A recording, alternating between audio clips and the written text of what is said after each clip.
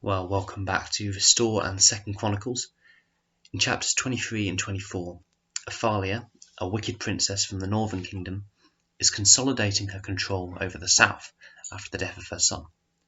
And this threatened God's promise to the house of David that they would always have someone to sit on the throne of Judah. In 2 Chronicles 21, verse 7, we just read it yesterday, it says, "Nevertheless, because of the covenant the Lord had made with David, the Lord was not willing to destroy the house of David. He had promised to maintain a lamp for him and his descendants forever." Yet Athaliah's rule and her attempt to wipe out the royal family threatens that promise. She's the only queen to rule in her own name in Judah, the only break in the Davidic dynasty. And just imagine what would have happened if she had died whilst in control of the country. She's got no living heir, so the kingdom may well have been claimed by the north, by Israel, and the dynasty of Omri, which is where her family comes from. And you might think that that would be a good thing, the fractured people of God being united together under one rule. But God cares more about his word and his promises than he does about the borders or organisation of any nation. And he has promised to preserve the house of David. So, how's he going to do that? Well, Jehoiada the priest spent 7 years building support for the coup against Athaliah. He took Joash, the rightful heir to the throne, and hid him away in the temple for 7 years. And during that time he was speaking to the military leaders, the religious leaders, the cultural leaders of the people, getting them on side.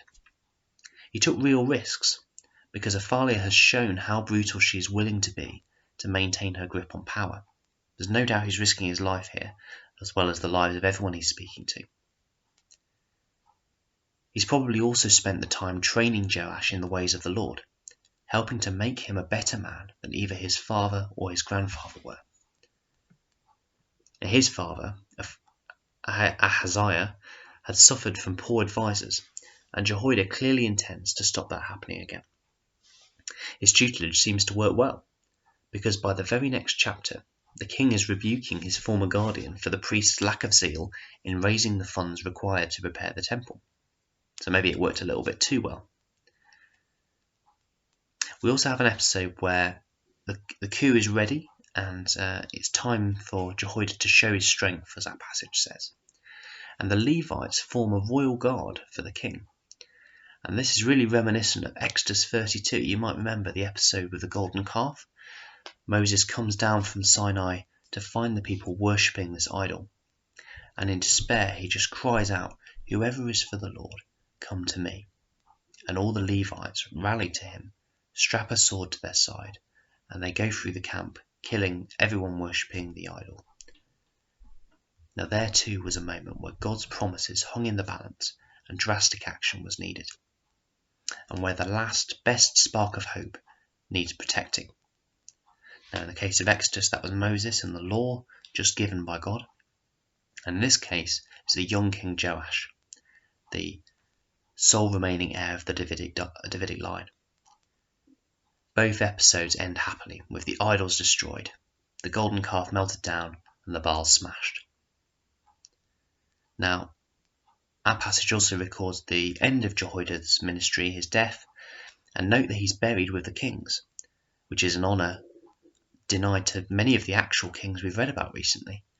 And sadly, that includes his protege, Joash, because after Jehoiada dies, Joash succumbs to bad advisors, just like his father Ahaziah before him, and Rehoboam before that. He falls so far from his former piety that he has the son of his beloved mentor killed for reminding him of the very same things Jehoiada had taught him. And Jesus later references Zechariah the prophet in Matthew 23 and says that the people he is speaking to will behave in exactly the same way as those who killed the Old Testament prophets. Again, as we've seen in Chronicles many times, we see the theme of immediate retribution in play. Joash sins, and within a year the country has been invaded, he's been wounded, and then later assassinated.